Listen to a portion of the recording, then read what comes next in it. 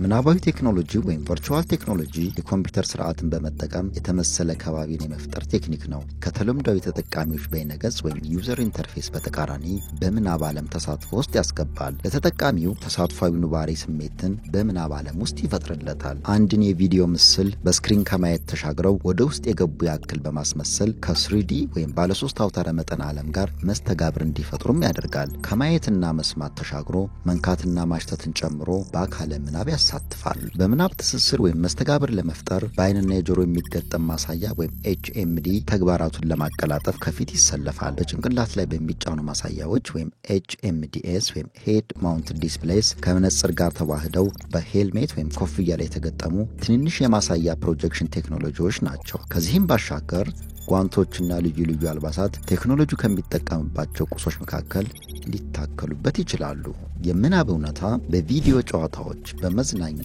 በህንጻ ግንባታ ቅድመ እይታ፣ በውትድርና ስልጠና፣ በበረራ ልምምድና በተለያዩ መሰል የስልጠና ዘርፎች ላይ በብዛት አገልግሎት ላይ ይውላል። የቨርቹዋል ቴክኖሎጂ ስለ ቅርሶች ግንዛቤ ለመፍጠርም አገልግሎት ላይ ይውላል። በሀገራችን ኢትዮጵያም ይህን ቴክኖሎጂ በመጠቀም የላሊበላ ውቅር አብያተ ክርስቲያናትን የምናባዊ እውነታ አውደሪ መካሄዱ የቅርብ ጊዜ ትውስታ ነው። በመጻኢ ጊዜያትም የምናብ ዓለም ቴክኖሎጂ በብዙ አዳዲስ ክስተቶች ሊከሰት እንደሚችል በብዙ ይተነበይለታል። የብሎክቼን፣ የአርቲፊሻል ኢንተለጀንስ እና የቨርቹዋል ሪያሊቲ እድገትና ጥምረት ሜታቨርስ ወደሚባለው የእውና ዓለም የዲጂታል አቻ የሚሰጥና የሰው ልጆች ወደፊት የሚኖርበት ትልቁ የዲጂታል ህይወት ሊፈጥሩ እንደሚችሉም ይተነበይለታል። በክርስትና ህይወት ወደ ዘላለማዊ መንግስት በመናደርገው ቅዱሳን የመምሰል ተጋድሎ ቴክኖሎጂን ከመጠቀሚያነት ባለፈ መሰናክል እንዳይሆንብን በአግባቡ መረዳትና አስቀድሞ መዘጋጀት እንደሚገባ ባለሙያዎች በአጽንኦት ይናገራሉ። መልካምና ክፉን አጣምሮ በሚነግዱ የቴክኖሎጂ ዓለም ከዚህ በልጦና ልቆ መገኘት በቀላሉ ከመሰናከልም ሊጠብቅ እንደሚችል ባለሙያዎች በአጽንኦት ይናገራሉ። በጉጎና ያለውን ቻሌንጅ ወይም ደግሞ መጥፎ ጎኖችን ወይም ጉዳቶችን ስንመለከት አጠቃላይ በዚህ ምድር ላይ በሰዎች የተፈጠሩ ነገሮች ሁሉ መልካም ጎኖች አላቸው፣ መጥፎ ጎኖች አላቸው። በዋናነት ምንድነው ለተጠቃሚው ሰው ጥሩ ጎኑ በጣም ያመዘነ የበለጠና መጥፎ ጎኑ ደግሞ ብዙ ጉዳት ላይ ያመጣበት የሚችል ከሆነ መርጦ ይጠቀመዋል እና ደግሞ መጥፎ ጎኑ ደግሞ የሚበዛ ከሆነ ይተወዋል። ብዙ ጊዜ ለምሳሌ የሕክምናው ዓለም ላይ ብንወስድ እንኳን መድኃኒቶች የራሳቸው የሆነ ሳይድ ኢፌክት አላቸው፣ የራሳቸው የሆነ ጥቅም አላቸውና ያን ህመም እንዲያሽልለት ሰውየው የግዴታ ከህመሙ መገላገል ስላለበት ብቻ ሳይድ ኢፌክቶቹ ከህመሙ ስለማይበልጡ መድኃኒቱን ይወስዳል ማለት ነው። በዛ መልኩ ስናየው ቨርቹዋሊቲ ኮንቲነም ወይም ምናባዊ ቀጣይነት የምንላቸው እነኛ አራቱን ነገሮች የራሳቸው የሆነ መልካም ነገሮች አላቸው፣ እንዲሁም ደግሞ የራሳቸው የሆነ ጉዳት አላቸው ማለት ነው። ከመልካም ጎኖቹ ስንነሳ አሁን ላይ ጊዜው ሙሉ ለሙሉ ዓለም ወደ ዲጂታል በጣም እየቀረበች እንዲሁም የዲጂታሉ ዓለም ደግሞ በጣም እየተስፋፋ ስለመጣ ብዙ ነገሮች የሚከወኑት በቴክኖሎጂ እንደመሆኑ መጠን ለምሳሌ ቨርቹዋል ሪያሊቲን ብንመለከት ለመዝናኛነት ሊጠቀሙበት ይችላሉ። ቅድም እንደገለጽነው የ7D ቴክኖሎጂ ወይም 7D ሲኒማ ቴክኖሎጂ እንዲሁም ደግሞ የተለያዩ ጌሞች እና እነኚህን በኢንተርቴይንመንቱ ዘርፍ ውስጥ ከፍተኛ የሆነ ተጽዕኖ ይፈጥራል። በተለይ ኢኮኖሚካሊ ያንን የፈጠሩ ሰዎች ወይም ደግሞ በኢንተርቴይንመንቱ ዓለም ላይ ኢንቨስት ያደርጉ ኢንቨስተሮች እነኚህን ዲቫይሶች በመጠቀም በጣም ብዙ ገቢዎችን ያስገኛሉ ማለት ነው። እዛው ጎን ለጎን ጉዳቱን ብናነሳ ለምሳሌ ጌሞችን ብንወስድ በተለይ አሁን በወጣቱ እና በተለይ በህፃናቶች ላይ ከፍተኛ የሆነ ተጽዕኖዎች አሉት የራሱ የሆነ ተጽዕኖዎች አሉት ተጽዕኖቹ ምናልባት መልካም ነገር ተብሎ ቢቀመጥ ልጆች የፈጠራ ችሎታቸውን እንዲያዳብሩ ያደርጋል የሚል ተጽዕኖ አለው ነገር ግን በዛው ልክ ደግሞ ልጆች ጌሞችን በሚጫወቱ ሰዓት ወደ ሱስ ውስጥ የመግባት እና እዛ ጌም ላይ በሚጫወቱ ሰዓት በተለይ ደግሞ እነኛውን የገለጽናቸውን ቴክኖሎጂዎች ሲጠቀሙ መጫወት ብቻ ሳይሆን የቅድም እንዳልነው የጌሙ አንድ አካል እዛ ጌም ውስጥ ሆነው ፊል አድርገው እንደዛ አድርገው ስለሆነ ኢንተራክት የሚያደርጉት በዛ ምክንያት እዛ ላይ የሚጫወቱትን ነገር በሪል ወርልድ ወይም ደግሞ በጋሃዱ ዓለም ብንተገብረው ምንም አይደለም የሚል ስሜት ውስጥ እስከ መግባት ያደርሳቸዋልና የሚጫወቱት ጌም በጣም ከባድ ወይም መጥፎ አይነት ስነ ምግባር የሚያላብስ ቢሆን እንኳን ልጆቹ ላይ ያንን ስነ ምግባር በቀላሉ አእምሯቸው ላይ ለማስረጽ ከፍተኛ ተጽዕኖ ይፈጥራል ሌላው ምንድነው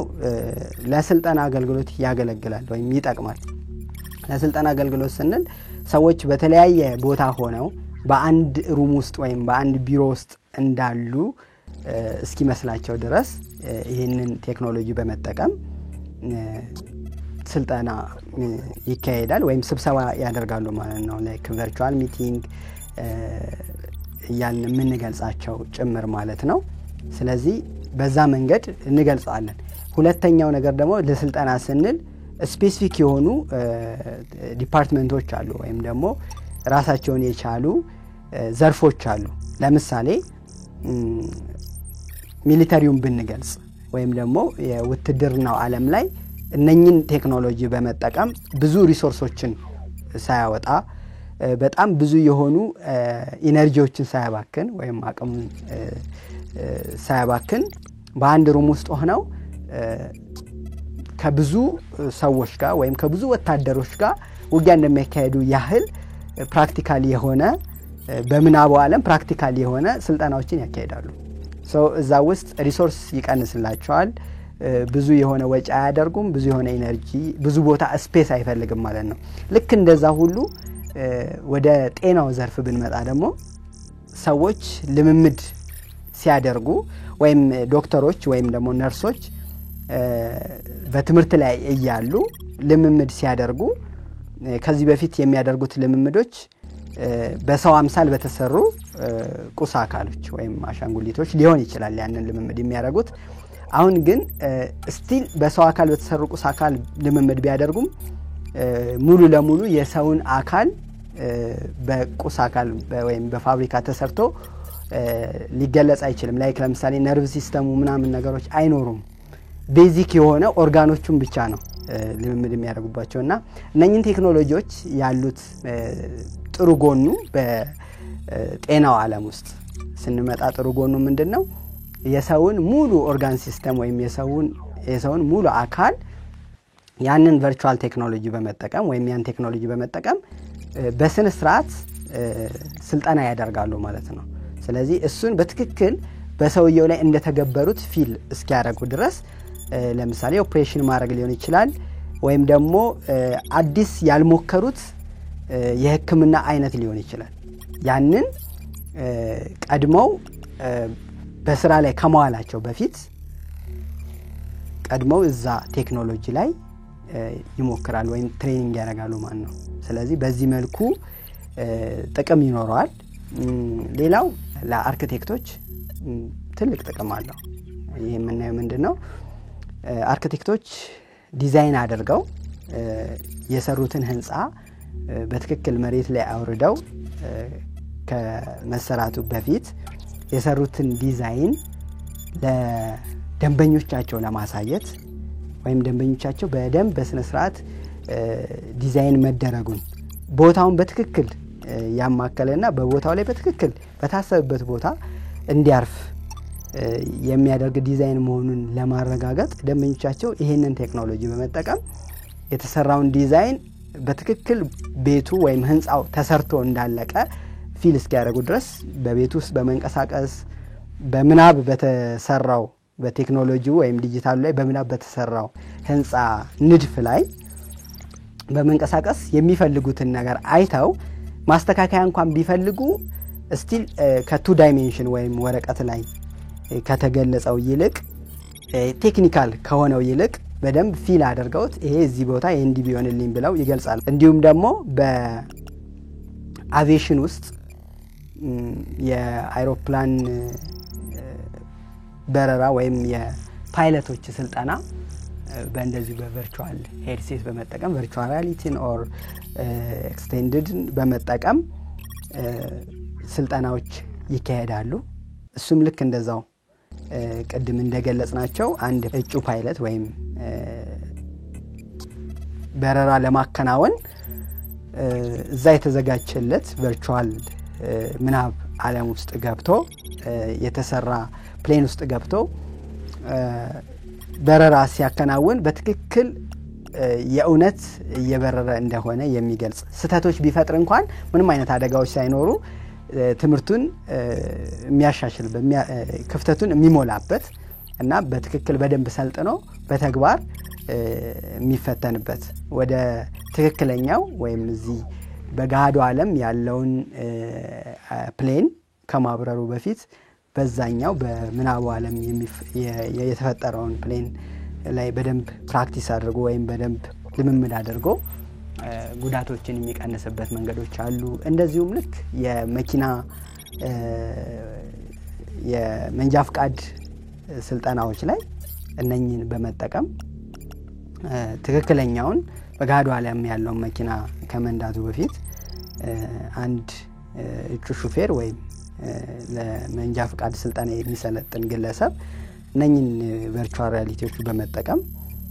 ፕራክቲስ ማድረግ ይችላል፣ ልምምድ ማድረግ ይችላል ማለት ነው። እነኚህ ጥቅሞች አሉት ማለት ነው። ወደ ጉዳቱ ስንመጣ በተለያዩ መንገድ ማየት እንችላለን እና አንደኛ ምንድነው ቨርቹዋል ሪያሊቲ ላይ ስናይ በተለይ በቨርቹዋል ሪያሊቲ ብዙ ጊዜያቸውን የሚያሳልፉ ሰዎች አንደኛ ይሄ ከማህበራዊ ህይወት መነጠል ላይክ በምናብ የሚፈጥሩት ዓለም ውስጥ በመወሰድ እዛ ውስጥ በመመሰጥ ጀስት አሁን ላይ ያለውን ወይም ደግሞ በጋዶ ዓለም ላይ ያለውን ትክክለኛ ሰውየው እየኖረ ያለውን የምናብ የጋዶ ዓለም እውነታን ወይም የጋዶ ዓለም ማህበራዊ ህይወትን መጥላትና ከሱ መነጠልን ሊያስከስት ይችላል። ይሄ እንግዲህ ምንድነው በጣም ከዛ ቴክኖሎጂ ጋር ያለው መስተጋብር በጣም ከፍ ይያለ በመጣ ቁጥር በዚህ መንገድ ከእውነታው ዓለም ሊነጠል ይችላል ማለት ነው። ሌላው የጤና ችግር ሊያስከስት ይችላል። ለምሳሌ ሞሽን ሲክነስ የምንለው ምንድነው በቨርቹዋል ሪያሊቲ ውስጥ እንቅስቃሴዎች ይኖራሉ። ሰዎች በምናብ በተፈጠረው በቴክኖሎጂ ዓለም ውስጥ በሚያደርጉት እንቅስቃሴ ውስጥ አይናቸው ላይ የተገጠመው ሄድሴት ሙሉ ለሙሉ የሰውነታቸው እንቅስቃሴ ያደረገ ከቴክኖሎጂ ምናብ ዓለም ላይ ኢንተራክት ወይ መስተጋብር ስለሚያደርግ ልክ ከዛ ቴክኖሎጂ ሲለዩ የሞሽን ሲክነስ ሊያጋጥማቸው ይችላል። የእንቅስቃሴ ህመም ይባላል። ምናልባት ከቨርቹዋል ሪያሊቲ ውጪ ለምሳሌ ሰዎች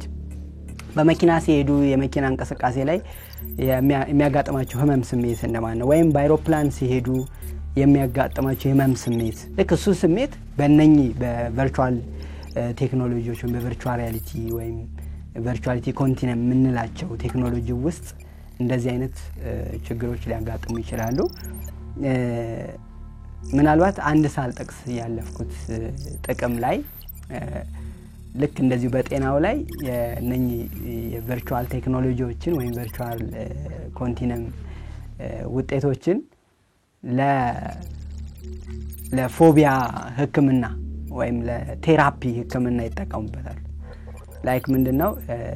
የቴራፒ ህክምና ምንለው ሰዎች አንዳንድ የሚፈሯቸው ነገሮች ሊሆን ይችላል። ለምሳሌ እንስሳ ሊሆን ይችላል እና መፍራቱ ደግሞ በጣም ኤክስትሪም ሲሆን ልክ በዛ አምሳል ወይም በዛ ቅርጽ የሚመስል ነገር ሁሉ በመፍራት ጀስት ያለው ህይወት ላይ ወይም ያለው የዕለት ተዕለት እንቅስቃሴ ላይ አደጋ ሊያደርስበት ወይም ደግሞ ጭንቀት ሊያስከስትበት የሚችል ህመም ቢፈጠርበት የፎቢያ ቴራፒ ምንለው እና የመፍራትን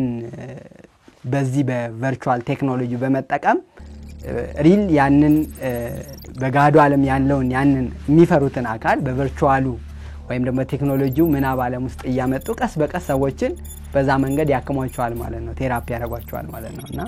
ከዛን ያንን መርሳት ወይም ያንን የሚፈሩትን ነገር ቀስ ይያሉ ወደ መልመድ ይሄዳሉ ማለት ነው ምክንያቱም የሰው ልጅ ብዙ ጊዜ የልምምድ ውጤት ነው አንድን ነገር ቀስ ይያለ በሂደት የሚለምደው ከሆነ የሚፈራውን ነገር ያቆማልና ለብዙ እነኚህ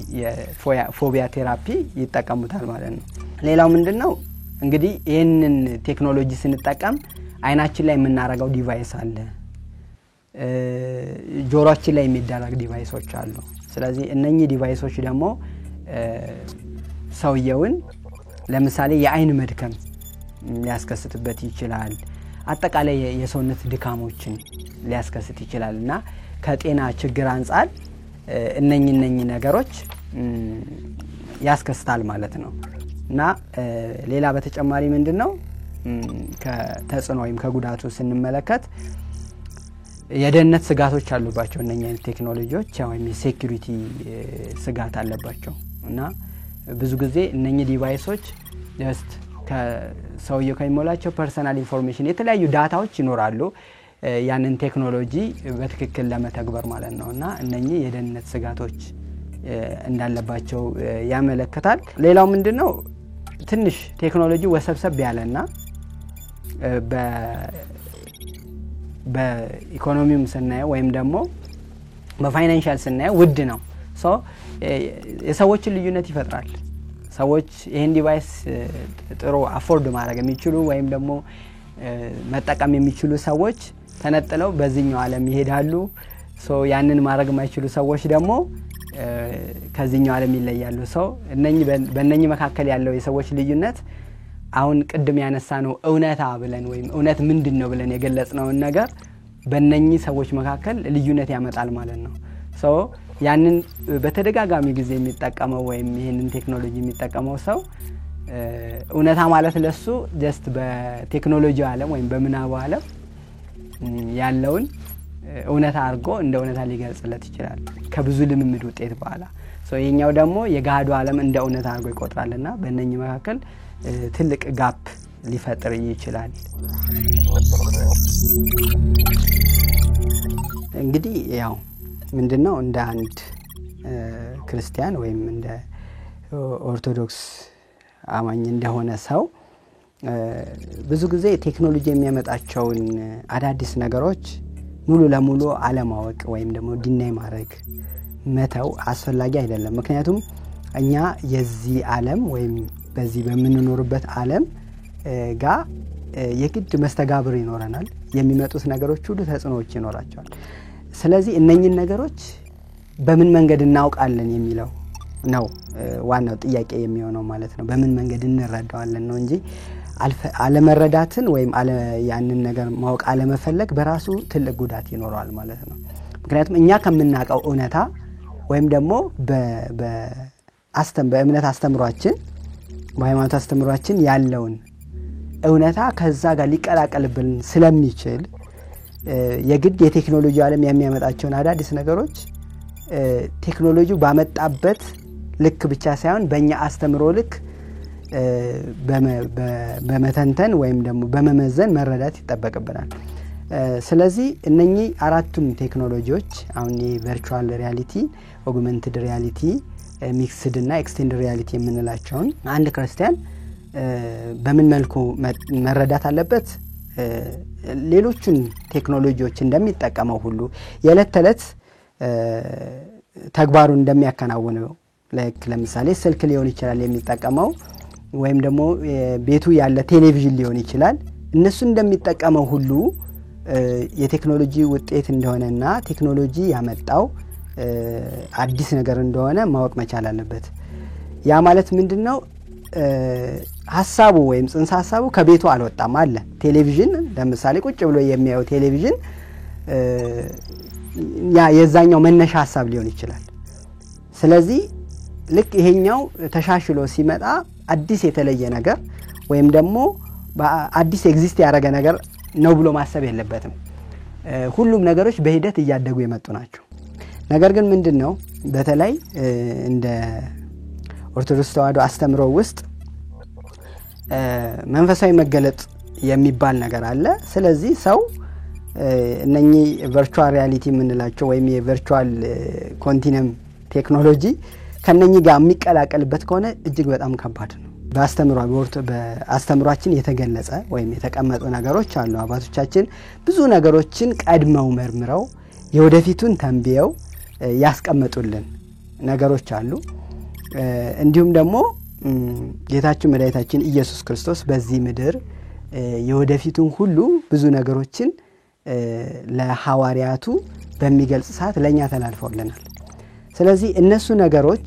ከነኚህ ጋር በመቀላቀል እኛ የምናርገው እለት የምናደርገው የእምነት ፕራክቲስ ወይም ደግሞ የምናረገው ተግባራቶችን ተጽዕኖ ሊያሳድሩብን ይችላሉ። ስለዚህ ለምሳሌ በማቴዎስ ወንጌል ምዕራፍ 16 ከቁጥር 14 ላይ ምን ይላል? ክፉና አመንዝራ ትውልድ ምልክትን ይሻል ተብሎ ተቀምጧል። እሱን የተቀመጠውን ሐሳብ አሁን ላይ ወይም የተቀመጠውን የቅዱስ ቃል አሁን ላይ ለምሳሌ በአሁኑ ትውልድ ስናይ በተለይ የኔ ትውልድ አሁን ያለው ትውልድ በጣም መንፈሳዊ መገለጥ የሚለው ላይ በጣም ትኩረት ወደዛ ዝንባሌ ያለው ይመስላል። በተለያዩ የእምነት ቦታዎች ላይ ሊሆን ይችላል፣ በገዳማት ሊሆን ይችላል፣ በቤተክርስቲያን ሊሆን ይችላል፣ በጸበል ቦታ ሊሆን ይችላል። ሰዎችን ስታያቸው አንዳንድ ጊዜ ሐሳባቸውን ስትረዳ እንደዚህ ተገልጦልኝ እንደዚህ አይቼ እና ልክ ከመንፈሱ ዓለም ጋር እንደተገናኙ እንደዛ ብቻ አይደለም እንደዛ የሚሉትን ሰዎች በጣም በጉጉት ነው የሚያዳምጧቸው ሰዎች የሚያዩዋቸው የሚመለከቷቸው ማለት ነው። እና ይሄን በጣም በቀላሉ ለማየት ወይም ደግሞ ለመገምገም ብናስር ያው በሶሻል ሚዲያ ውስጥ ከመጡት ፕላትፎርሞች ውስጥ ዩቲዩብን ብንመለከት እንኳን የዩቲዩብ ተምብኔል ላይ ያለውን እንደዚህ መልአክ ተገለጠ፣ በእንደዚህ ቦታ እንደዚህ አይነት ስውር አባት ተገለጡ፣ የሆነ ነገር አናግሮት እንደዚህ ሆነ ምናምን የሚሉ ተምብኔሉ ላይ ወይም ደግሞ የከቨር ቦታው ላይ ብቻ የሚቀመጥን ስዕል በማየት ብቻ ምን ያህል ሰዎች ከስር ኢንጌጅ ያደርጋሉ ያያሉ የሚለው ነገር ስታይ ለዛ ነገር ምን ያህል ዝንባሌ ያላቸው የሚለው ማየት ይቻላል። ስለዚህ አሁን ደግሞ ቴክኖሎጂው ላይ ያመጣው ነገር ወይም የቴክኖሎጂው ይዞት የመጣው ነገር ሰዎች ሄድሴት ሳይጠቀሙ ወይም መነጽር ሳይጠቀሙ ጭምር እነኚህ በቴክኖሎጂው ምናብ ዓለም የተፈጠሩትን ነገሮች ሪል እንደተፈጠሩ በጋሃዱ ዓለም ላይ ሊታዩ የሚችሉበት እድሎች አሉ። በተለይ ወደፊት እንደዚህ አይነት ነገሮች ወይም እንደነኛ አይነት ቴክኖሎጂዎች በጣም እየሰፉ ነው የሚሄዱትና ሰው ሊፈልገው ወይም ደግሞ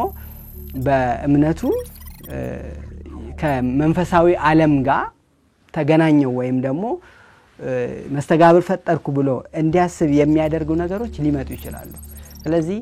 እነኛ በቴክኖሎጂ የተፈጠሩት ለምሳሌ ፕሮጀክት ብሉቢም የሚባል አለ። እነኚህን ቨርቹዋል ሪያሊቲዎችን በመጠቀም በምናብ ዓለም ያለን አንድን ነገር በስዕል ተስሎ ሊሆን ይችላል ያንን ወደ ቁስ አካል በመለወጥ ልክ በዚህ ምድር ላይ ኤግዚስት እንዳደረገ ወይም በዚህ ምድር ላይ እንዳለ አድርጎ ሊያሳይ ይችላል። የሚያየውም አካል ደግሞ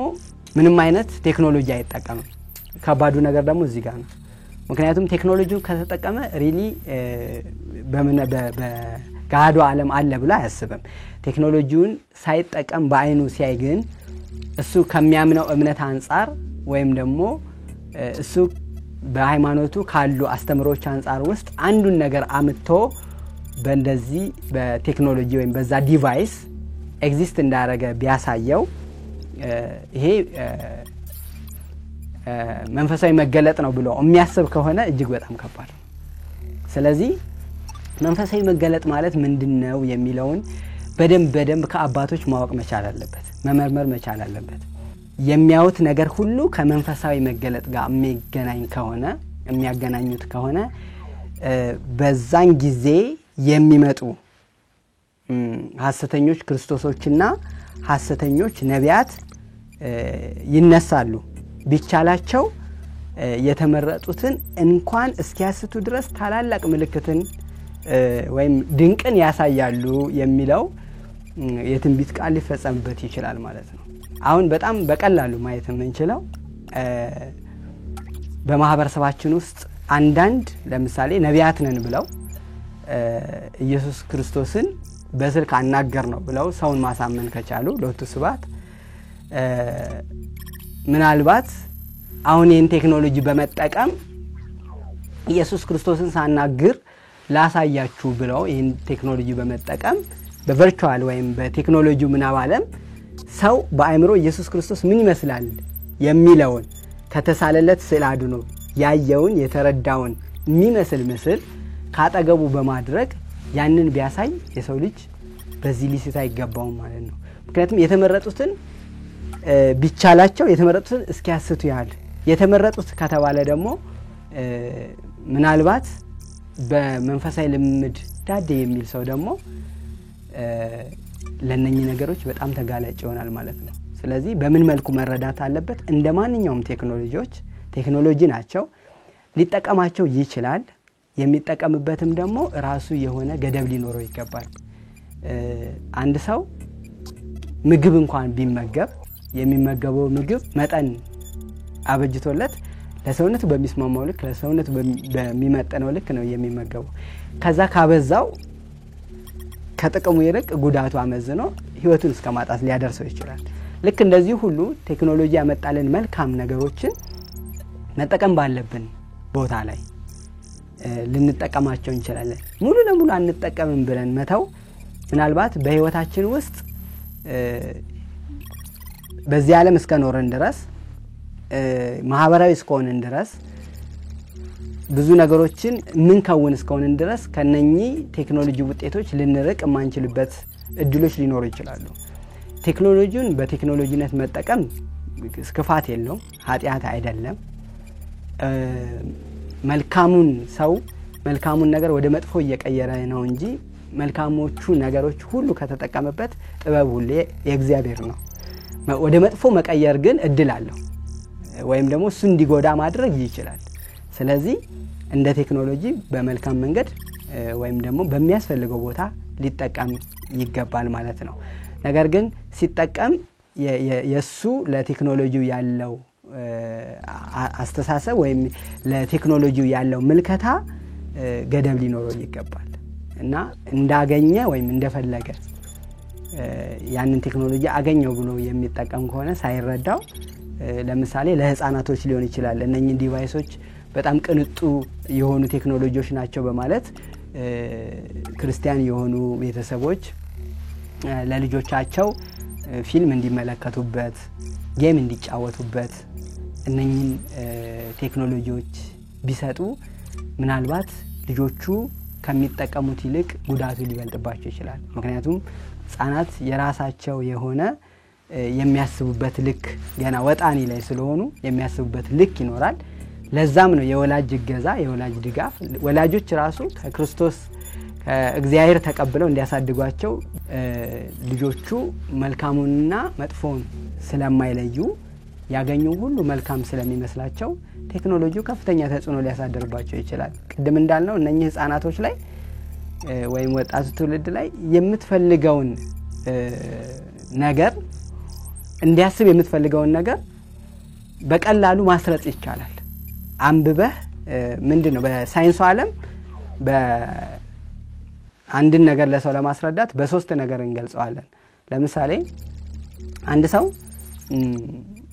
የተነገረውን 25% በጆሮ ያዳመጣውን ማለት ነው ምናልባት በጆሮ አዳምጦ የተነገረውን ወይም በጽሁፍ ያነበበውን 25%